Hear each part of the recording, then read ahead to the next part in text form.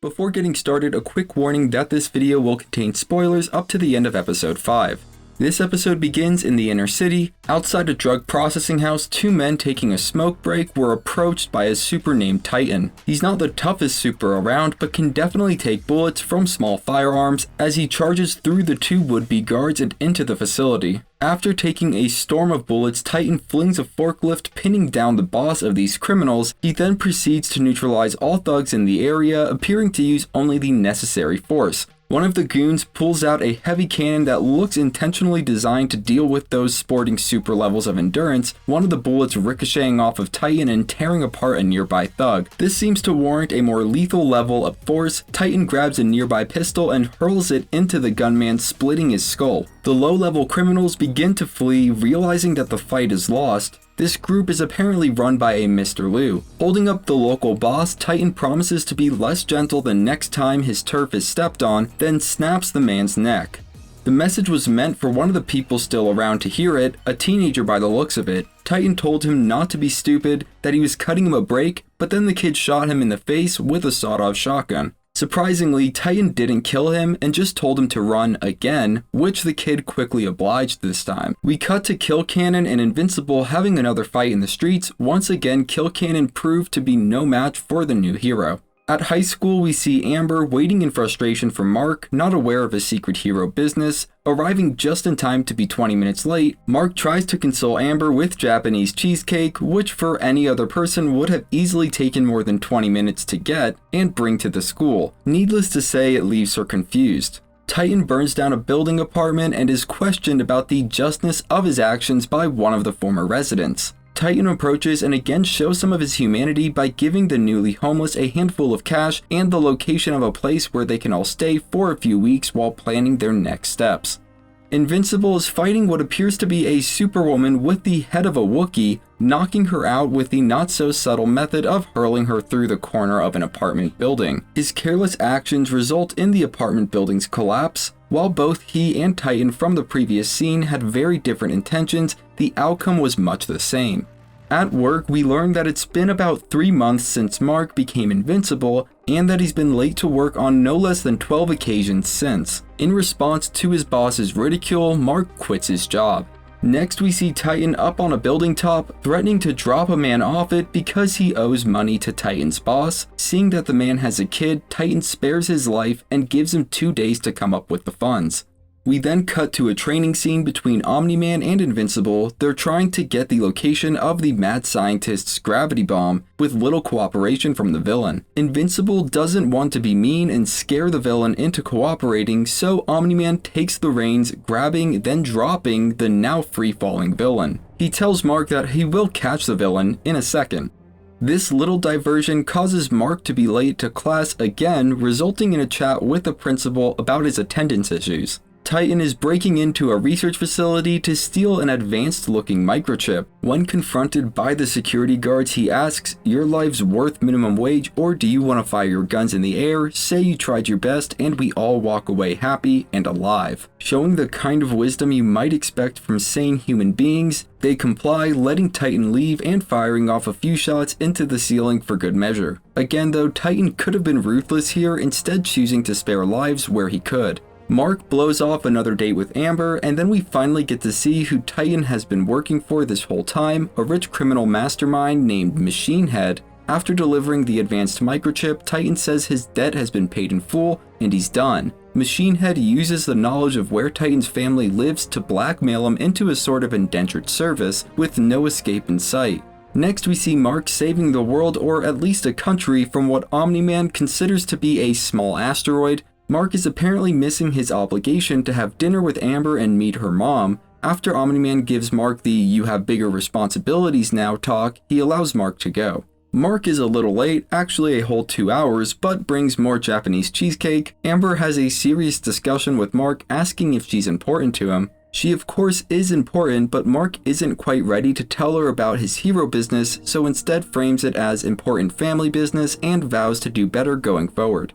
Mark accidentally causes some property damage before being called to fight more crime with his dad against a villain called the Elephant.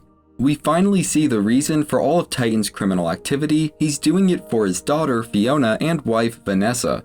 His daughter doesn't seem to know about his criminal deeds, and his wife is not happy about his continued service under Machine Head. Spending a moment together, Fiona and Titan spot Invincible fighting the elephant. Titan gets the idea to ask Invincible for help in taking down Machine Head. Back at the Graysons, we see Debbie looking through her closet where she finds the notebook left by Damien Darkblood, the demon detective. She hides it from Omni-man and then goes through the notes. When she reads about how proof that Omni-man murdered the Guardians of the Globe might be on his supersuit in the form of DNA evidence, she remembers how adamant Omni-man was when demanding to get his suit back from the Global Defense Agency shortly after the incident. This causes her suspicions to grow. We find Eve in the middle of a heated argument with her father and mother. Her father is upset that she's doing hero work on her own and wants her to make amends with rex-splode so that she has someone taking care of her. Eve gives a demonstration of just how well she can take care of herself by rearranging the room on a molecular level. She storms out of the house through a newly fabricated door. We also learn that her actual first name is Samantha. Mark is enjoying his newfound control over flight by cruising alongside an airplane and pulling out some moves. He notices half of his hero name painted on a nearby rooftop. It was painted by Titan, who reaches out to Invincible for help with Machine Head. At first, Invincible doesn't take him seriously, making out this sort of job to be beneath him. However, Titan gives him a better understanding of the tyrannical hold that Machine Head has over this part of the city. Illegal drugs are being smuggled into the city through his owned trash companies, and Machine Head owns the block and pays off safety inspectors so he doesn't have to keep the apartments in working order, then burns them down to collect on insurance. We also learn the green-haired man is named Isotope and has the ability to teleport Machine Head away at a moment's notice. Before parting ways, Invincible learns that Titan's motivations are to help the people and to help his sick daughter. This causes a major ethical dilemma for Mark to deal with. Mark brings up this situation to his parents at dinner, and Debbie is a bit distraught over her suspicion of her husband. Meanwhile, Mark's dad takes a similar stance to the one Mark initially showed when he first heard Titan's proposition. Omni-man thinks this sort of work is beneath Mark and that he is being used. Helping will result in him learning a painful lesson. Even if Titan's motivations are sincere, Mark would ultimately be wasting his time. Mark's mom, Debbie, chimes in, saying that sometimes people aren't who they appear to be, sort of a double meaning here with her suspicions of Omni-man, but she also says that helping someone is never beneath you. Ultimately, Mark decides to think over this issue more before making a final decision. The new Guardians of the Globe make their first appearance of this episode, celebrating a supposed victory over the Lizard League, breaking out a round of beers. The party vibe is shattered by Black Samson, who criticizes the team's lack of teamwork for resulting in the hospitalization of 24 civilians. He then brings up a replay of the fight where rex-splode could have used his powers to slow down a bus so that Monster Girl could have stopped it and saved the occupants from injury and potential death. Black Samson continues his review of the fight, causing Shrinking Ray to literally shrink in embarrassment. Rex doesn't take kindly to criticism though, claiming that they did their best and they won. Duplicate breaks up the fight before it can get started, admitting that Samson may have a point. This results in Rex storming off, and Monster Girl claiming that she's the only one that sacrificed anything, as every time she uses her powers, her age reverses by a week. When asked if he can believe these punks, Robot cryptically replies some of them before the scene ends. Omni-man and Debbie get into an argument about what is and isn't beneath Mark as a hero. Omni-man argues that other people save lives, whereas Viltrumites like Mark save millions. He says Debbie couldn't understand because she's not a superhero. Debbie reminds Omni-man that when he arrived on Earth, he didn't know anything about what it meant to be a hero, and it was Debbie that taught and showed him, and she is appalled that now he doesn't think she can do the same for Mark. Omni-man lets it slip that he doesn't like the fact that Mark is putting his trust in Titan, and Debbie feigns a resolving of the conflict with her husband, but we can see by the look on her face that she doesn't trust him. The next day at school, Mark talks with Eve about how superhero work is tanking his GPA. Eve eventually confides in Mark that she isn't even sure what she's doing anymore. The conversation is interrupted by the arrival of Amber, reminding Mark about his obligation to help her with volunteering at the Beckwell Community Center downtown, which Mark realizes is where Titan's daughter spends a lot of her time. Mark hurriedly leaves, presumably for more saving the day, and Amber invites Eve to help out that night too. Eve accepts, Amber then asks Eve if she knows why Mark has been acting so weird, always being late and canceling plans. Because Eve knows the true reasons behind this behavior, she has no issue reassuring Amber that despite his awful time management, Mark does sincerely care for her. Invincible meets up with Titan to go over the plan. Titan assures Invincible that Isotope has been taken care of and won't interfere with the attack. Invincible then learns a little bit about Titan's daughter, including her name. It seems 2 to 3 months is about how long it takes for the Mahler twin cloning process, as the clone is finally ready. The last step reveals why the topic of which clone is the original is such a contentious issue. The cloned body must be innervated by the currently conscious twin. Basically, this process splits the mind of the original between the two bodies, so they both wake up with the exact same recollection of events, both thinking that they are the true original and the other is the clone. As a quick aside, I wonder when the original of the two will wisen up and write clone on the forehead of the clone in permanent marker. Seems like that would clear up the confusion, but I digress. Robot arrives on the scene, commenting on how he doesn't understand why they always argue about this topic. The twins initially attempt to disassemble him, but he eventually gets them to listen. Assuring them both that he's not there to fight, Robot says he needs their expertise in tissue growth and DNA replication and that he'll make it worth their while. We find Debbie launching a plan to distract her husband Omni-man, sending him on a circuitous route of around the globe shopping for dinner. This gives her 20 minutes to snoop around the house looking for Omni-man's super suit that he wore during the night of the Guardian's murders. She manages to find it just before Omni-man gets back. Initiating their attack on Machine Head, Titan and Invincible easily dispatch the mundane security guards and storm the villain's office. Much to their surprise, he doesn't really seem fazed by the interruption. We learn that the advanced microchip that Titan obtained earlier for Machine Head basically gave him the ability to predict the future. In other words, he knew this attack was coming and used his immeasurable wealth to prepare. Isotope, apparently not indisposed as Titan previously assured Invincible, teleports in 5 supers to fight on the wealthy villain's behalf. From left to right, this villainous ensemble includes Battle Beast, Kursk, Magmaniac, Furnace, and Tether Tyrant. We'll get back to the fight in a second, but before that we see Eve arrive at the Beckwell Community Center to help Amber with volunteering.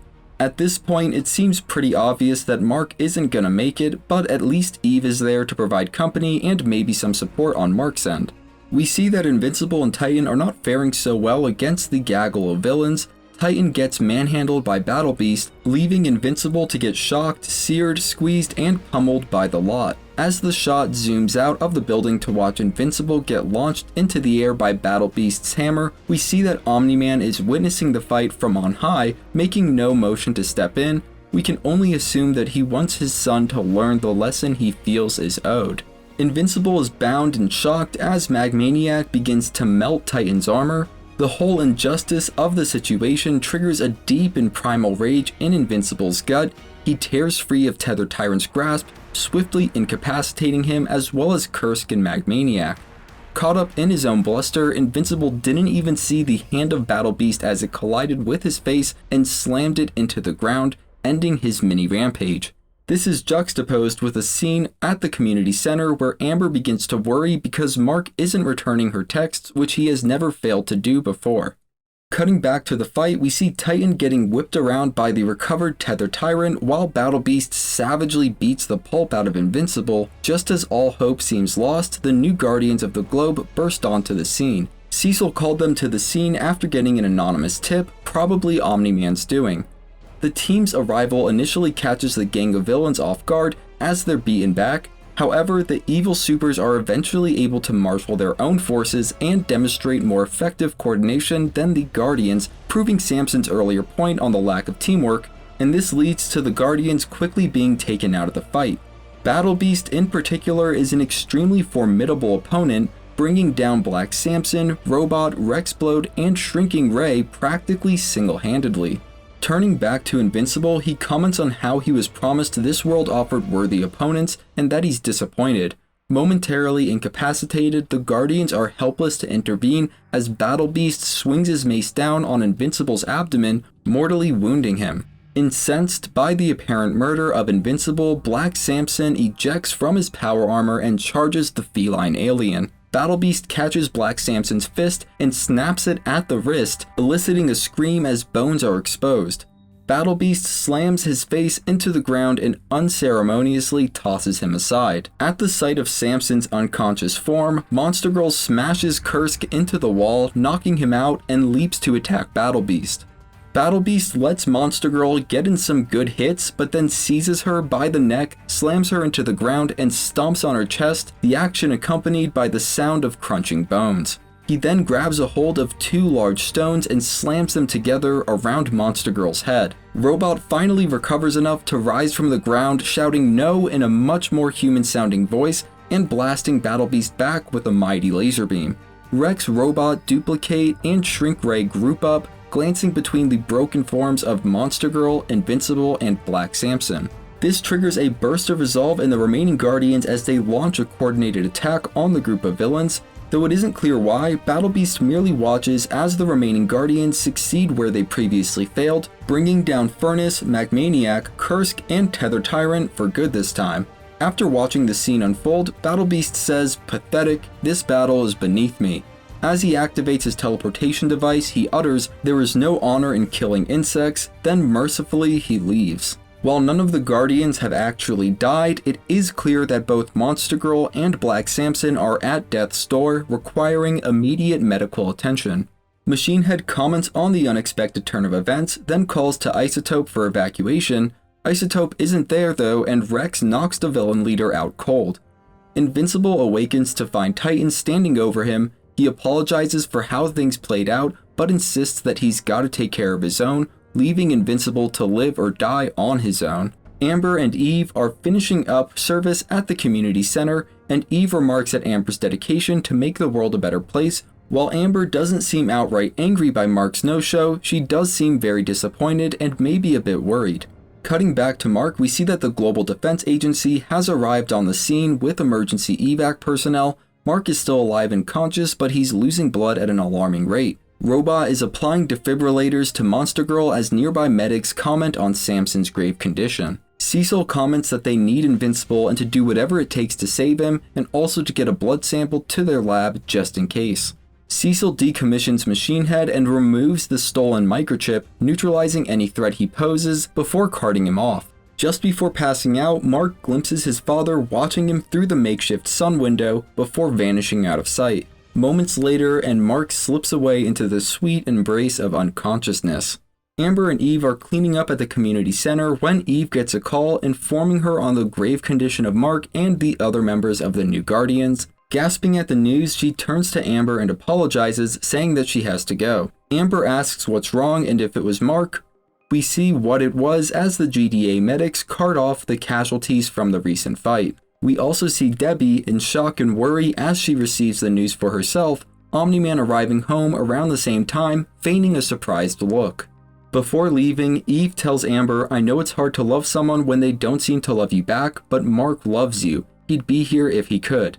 Amber watches silently as Eve walks away. Cecil wraps up evacuation and leaves the scene of the fight. That night, Isotope arrives back at the boss's room, where a new boss takes charge. In a way, Omni-man was both right and wrong. Titan takes over for Machine Head and reaffirms his vow to make the city better for a lot of people. But he still used Invincible in order to achieve his own ends and left him to die. He sees his callous actions as justified by the fact that in the end it was all for his family. We get a post-credits scene of Donald Ferguson, Cecil's right-hand man, visiting the lab that a sample of Mark's blood was taken to. The researchers report their lack of progress to Donald, whether it be drugs, viruses, bacteria, prions, nanobots, or radioactive substances. Viltrumite cells just don't give a damn and they won't die. And that is the end of this episode. This episode was packed with so many scenes and events, so much action, that it's hard not to give it a 10 out of 10. Definitely one of the best episodes so far. I'm really excited to see where things go in the next episode, and to see if and how Invincible survives his grave injuries. If you want to be notified for videos on future episodes, be sure to subscribe. You're also helping me feed my cat, her name's Marshmallow. Have a great day. If you're here today, have a great Friday and a great weekend, and as always, thanks for watching.